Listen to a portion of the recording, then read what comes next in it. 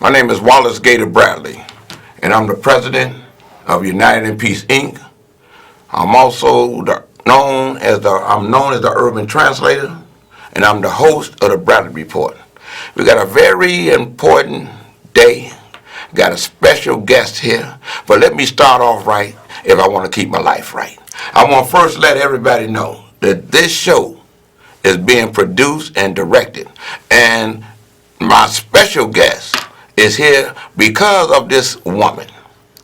None other than the chairman of United in Peace, Inc. She is also my wife, Terry Marsh Bradley. And I want to say, to God be the glory. And that's my story. We got a very special show, and I got another special guest that's on her way here. She might have to shovel her way here. But until then, I got a special guest that's here, and that's Deidre. Good to see you. Nice to see you. You got your shovel way down here. She's running for a judge of the circuit court. So, Deidre, could you tell my listening and viewing audience who you are? Because I know who you be. She's a candidate of mine. My name is Deidre Bauman. I'm running for judge of the Circuit Court of Cook County. I'm running countywide in the Colleen Sheehan vacancy. And that's important because the voters are going to see many, many vacancies on March 17th, 2020. And you're going to need to go down to the Colleen Sheehan vacancy to find my name, Deidre Bauman. I've been practicing for 27 years.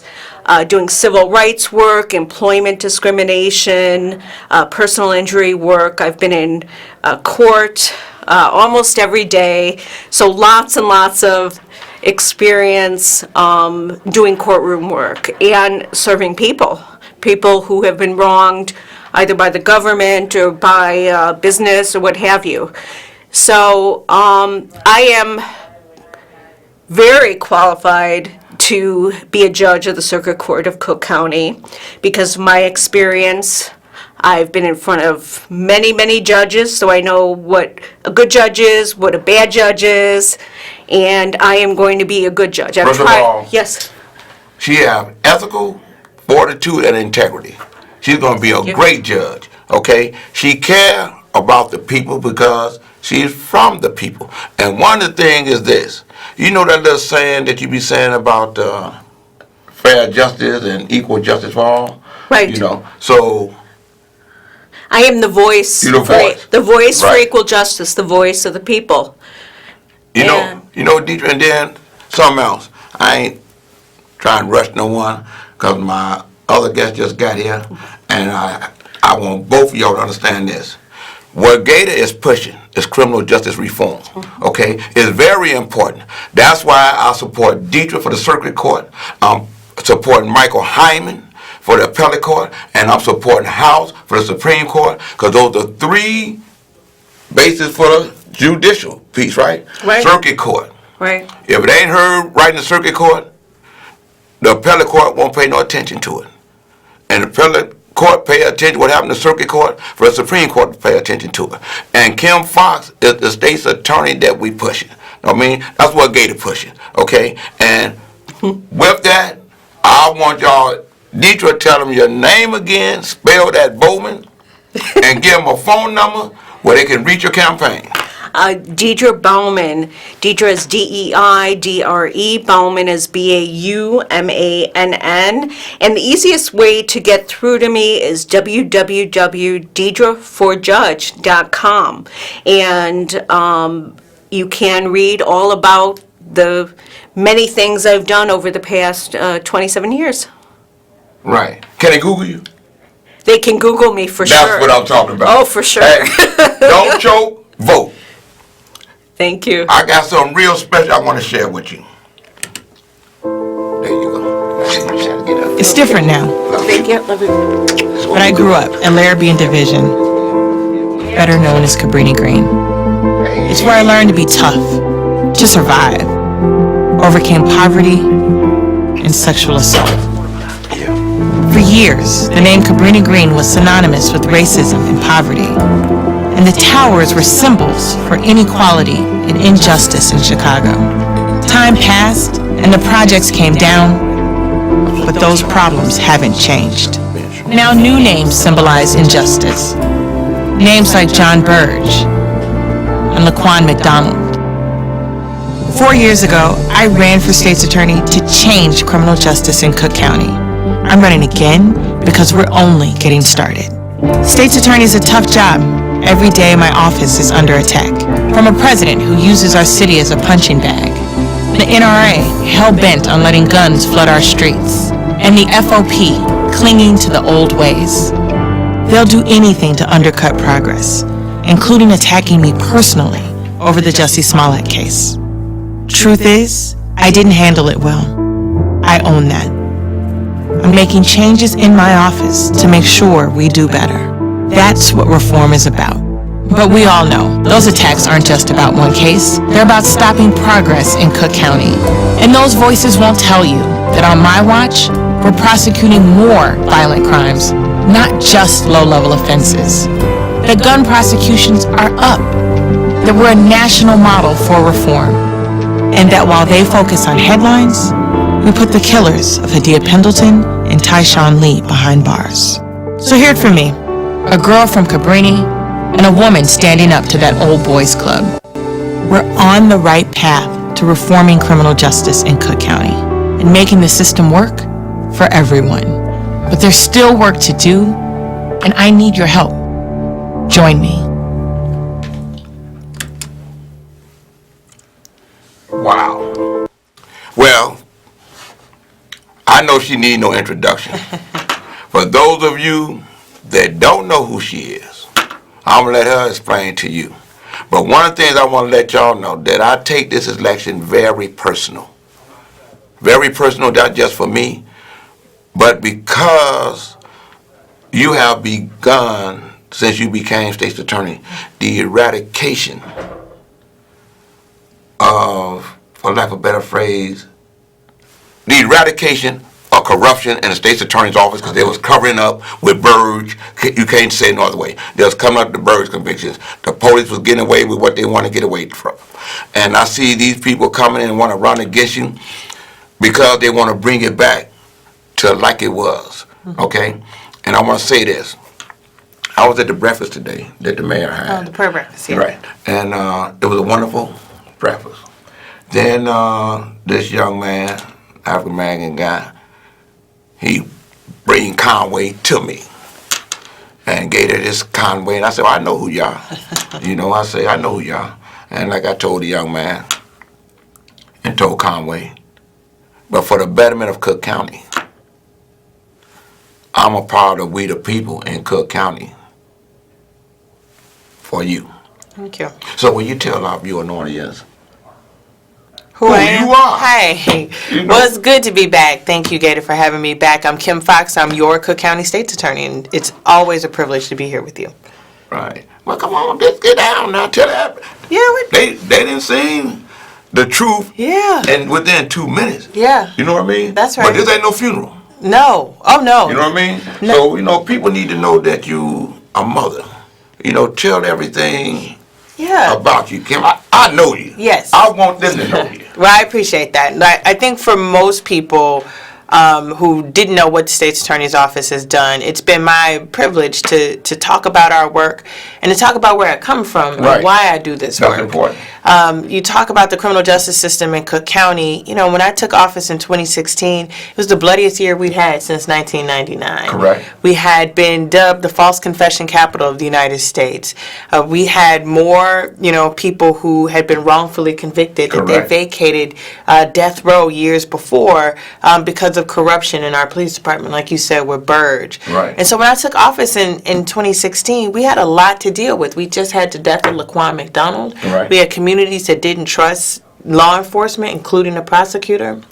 And it was important to me to start this work centered around the communities that have been impacted. Right. I talk about being from Cabrini not because I'm some type of hero. As the mayor said earlier today, every child in every neighborhood deserves the opportunity to grow, be healthy, to thrive.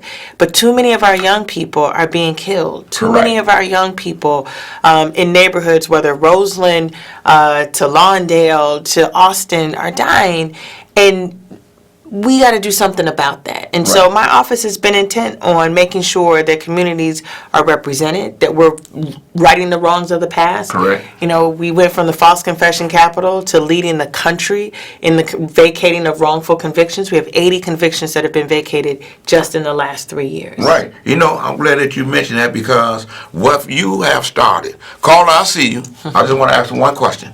What you have started was a progressive movement, but I'd like for you to let them know how many state's attorneys around the country are women. Yeah. How many of them are African American men or women? Yeah. And the fact of this movement that you have started for criminal justice reform, the sister in Baltimore, yeah. is doing the same thing. You know, I'm not trying. I know these things. I just want to let y'all hear from her voice. It ain't Gator just talking. Yeah, so there's this notion of the progressive prosecutor, where the prosecutor who knows that we have a tremendous amount of power, the power to charge, the power to not charge, the power to recommend sentences, to offer plea deals. We are the most powerful actor in the criminal justice system. Most people don't know. You don't even get before a judge unless the prosecutor files the charge. Right. And so historically, there have been very few people of color in these jobs. 79% of elected prosecutors, 79% are white males. 16% are white women. And that leaves 5% are people of color. Of that 5%, less than 1% are women of color. Right. And there are only about, out of 2,400 elected prosecutors in the country, there are about 18 black women. Right. Just 18. But I'm so proud that the voters of Cook County had the forethought to elect an African American woman or to elect the best candidate. That's right. Then, because as everybody know, Carla, come on, I'm gonna stop talking and I'm gonna look, listen, and learn. Carla, could you please state your name? My name is Donald Williams. How you doing, sir? I'm the father of Deion Williams. Oh wow. I met Ms. Foxx Monday. And then two, I really got to talk with her. For a while I was upset because, I didn't know that there was, so much that they could do and what they couldn't do until I listened to her. And I just wanted to tell her I appreciate her listening to me Monday. Wow.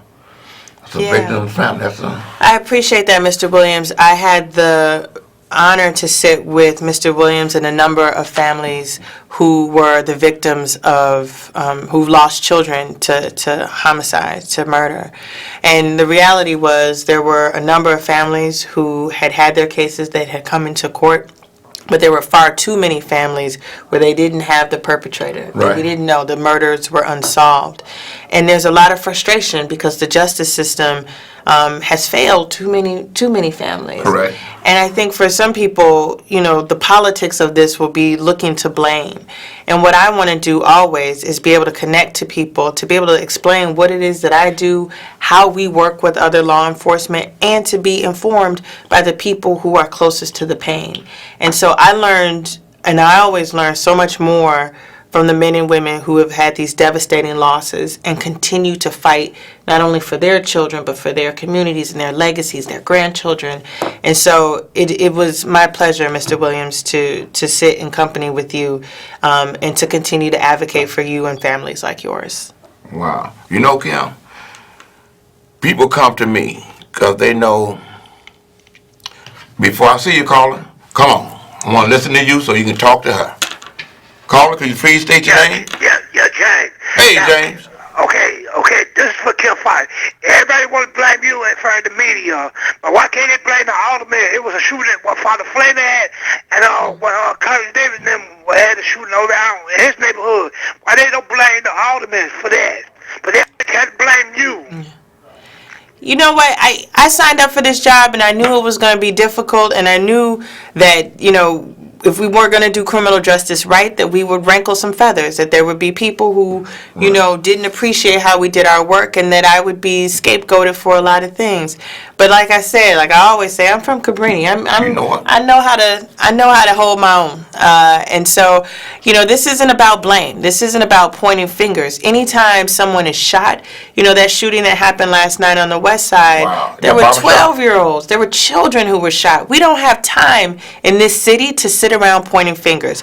We all need to be working together. Every law enforcement official, Yep. elected official, Community. faith leader, Community and all. members. There's no room. And so what I tell people all the time is, if your person is sitting there pointing fingers, there's four fingers coming to them. back to them. Right. And so, it's not about blame. I think we're all in this together, and I am committed. I think you'll know this about me. I know this. I know. When I go out, I don't go around blasting You sure folks. don't. I go around talking about how we can work together. Right. One of the things, like I was about to allude for the caller came, the blame too is on us as a people within the community. We know the individuals that's doing the shooting. They may be a family member that's terrorizing the community. And I speak as a former gang enforcer, ex-felon, got a pardon, not because I didn't do the crime. I got a pardon because when I got out of the penitentiary, I put in work within the community to better my life in the community. So, community, we are a piece of the fabric to the blanket for the solution to stop senseless shootings and killings. That's right.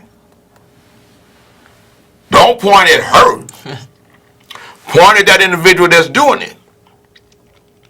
And your name could be anonymous. Caller, I see you. Could you please state your name? This who?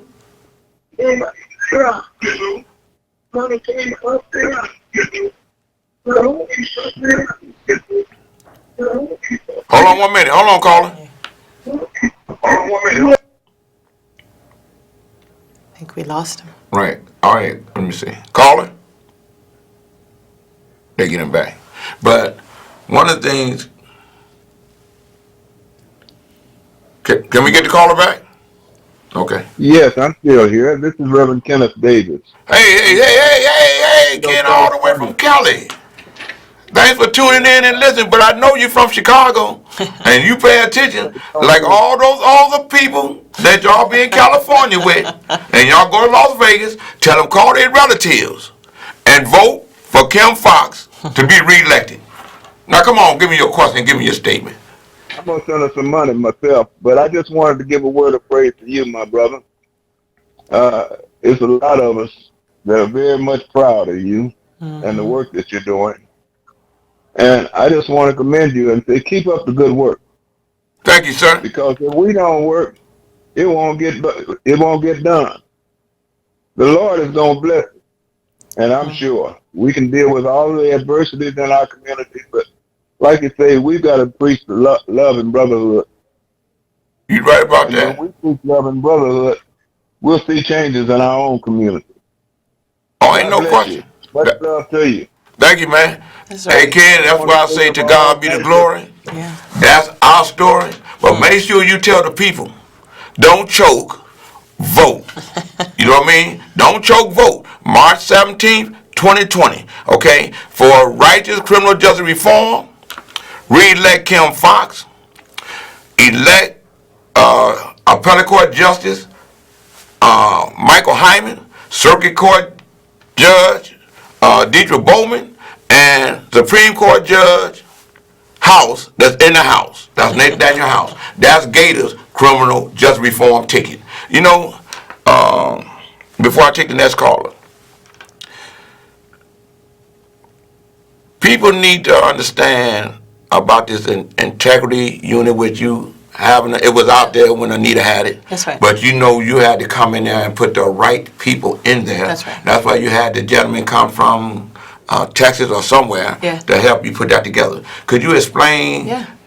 that and the time that goes into that. You know, you receive a motion from the defense, then the prosecutor got to answer the motion, then the defense got to reply to the motion. They need to know that that's the system. Yeah, so we have what we call our conviction integrity unit, and that unit reviews claims of actual innocence. So people who have been convicted of a crime and they believe that they were wrongfully convicted because they're actually innocent. This is for people who are both in prison now or who maybe have served time and can still say, listen, I want that conviction vacated. Right. So we brought in someone who was not only just a prosecutor, but a former defense attorney. That's He right. spent 25 years as a defense That's right. attorney. And we put together an application. We didn't even have an application before. Right. So you didn't even know what the process was. So we sent that application. We actually drove it to every prison To in every the penitentiary. state of Illinois. You need to say that again. Y'all need to listen. We say that drove. again. We created an application and we drove the physical application to every prison in the state of Illinois. Because what we know is everybody doesn't have access to the internet. We have it on our website, but for those who don't get on the internet, we wanted them to have the paper. So when someone fills out an application, they send it to us, and then we will assign a lawyer and an investigator to look at it. Now, what you know is that because people believed in what we were trying to do, we got 5 times as many applications Right. in the first 6 months than they had previously ever had. And so we literally have hundreds of applications that we're pouring through. And some of these cases, again, are 20, 25 years old. Right. Some of them are just 5 years old.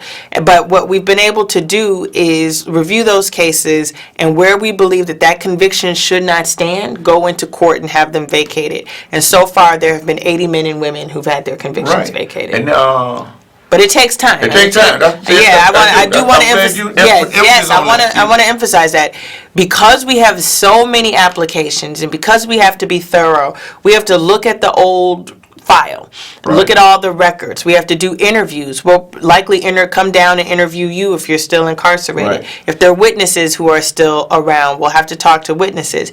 And so the process is not it's not speedy because we have to be thorough. Anytime we have to go into court and say that the justice system wrongfully convicted someone, every I has to be dotted, every T has to be crossed, everything has to be right and in order, and that takes time. And despite that, just in 3 years, we went from the false confession capital of the United States to leading the country for 2 years in a row in vacating wrongful convictions. You know, one thing, just for my Hispanic or Latinx Yes. brothers and sisters, when this police officer, I see you calling. Come on, caller. I'm hear you. Can you state your name? Hi, this is Pat Hill. How are you? Hey, Patty Naughty. How you doing, hon? I love you, Moses. I know you are a resident voter. You already know. Right. Come on. Talk to us. Tim Foxx, I just want to tell you that I totally respect you. I admire the work that you've been doing since you've been in office. I love how you hold yourself accountable for whatever you need to do it for. I like how you look at the justice system. You saw the injustice in it. You made it your mission to flip it. I actually was in the audience when you sat down with Dr. Spira last year, and how open you were with the audience. As a black woman, I truly look up to you. And you definitely have my support. You have my vote. And I just want you to continue to do the good work that you're doing for the city of Chicago. You definitely are awesome. Thank you so much. Thank you, Patty.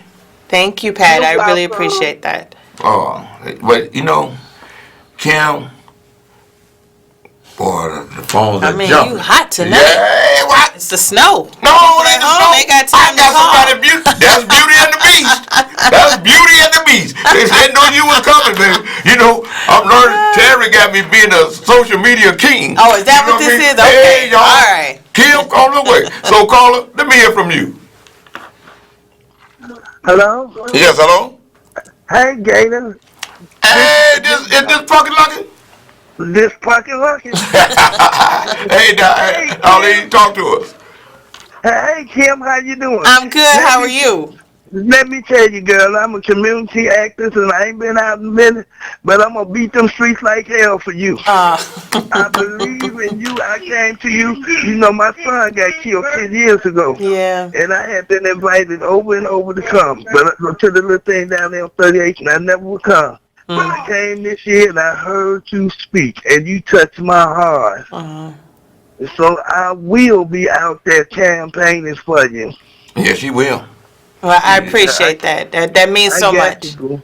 Yeah, but you mean so much to our community too. You good, girl. Thank you. Gator tell you himself, if I don't like you, boo, I don't Oh, like she gonna you tell you. I put you all on Facebook. Ain't no shame in the game. But I'm finna put you up on Facebook, girl. I need them votes. You Thank got you. to get back. You the best thing I don't seen in a long time in this city. Wow. Thank you. Thank you. Thank you. Well, it's almost time for me to wrap it up. But before I go, Kim, one of the things they need to know, the human part of you. Yeah.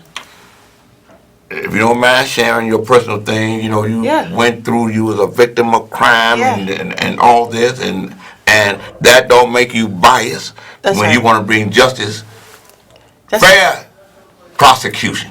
That's right. Listen, I think what makes me uniquely qualified to do this work is this ain't academic to me. I didn't read about this in a book. You know, I talk about the fact that I was sexually abused as a child. And the reason I talk about that is when I look at the women who come through our justice system, 65% of the girls and women who come through our system have a history of sexual abuse.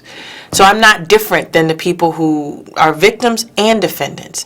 I talk about the fact that I was homeless in high school because we know that we have people living with income inequality, the inability to get an education, to feed their families. And people, when they're trying to feed their families, will do whatever it takes. That's right.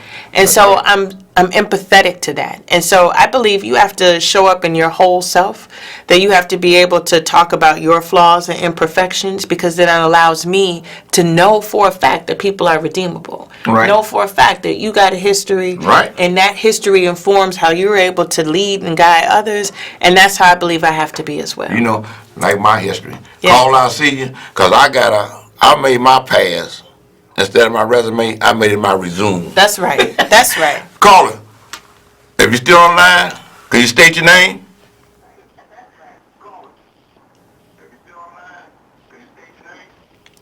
Well, I guess it's gone. I got to, but it's been a good show. And when I got to wrap it up, I just want to say, first off, to God be the glory. And Kim, thank you for taking time from your busy schedule to come here. And I want to thank, what's her name? Sylvia. Sylvia Ewing. Oh, tall Sylvia. Woo! Sylvia. You know, I want to thank you, and I want to thank your campaign. And as you know, I know people think I'll be stalking you, because when I hear where you're going to be, I'm going to show up. You know what? And before we go, I want to thank you. I really do, because you are such a passionate and committed leader to this work. And I know 4 years ago, you know who I was. Right. And once you saw me work, and you remember, I had you come to the office very early. They had my name on the list from the last administration that I couldn't come in the building. They had Gator on the do not allow up on the 32nd floor list. And when I put him on the list to come up, they said, "Are you sure?" Right. And you sat with me with those families, and I was new. It was wrongfully convicted. And we've been together since. And I'm grateful for you, because you are a voice for a lot of these folks. And you go into places that sometimes I can't, to talk about the work that we're doing. And so I'm like the caller. I'm so grateful for you. Thank you. I'm grateful for you. You know, if this was a Bible, you'd be Mrs. Samuel. And then, y'all know about that. This Gator, and I want to say to God be the glory. And one of the most important things, don't choke, vote. March 17th, 2020. Re-elect Kim Foxx. Vote for Ned Daniel House for the Supreme Court. Michael Hyman for the Appellate Court. And Deidre Bowman for the Circuit Court. With that, I want to say I love you and thank you for listening. And thank y'all for making the road easy for Kim to get here. To God be the glory. God be the glory.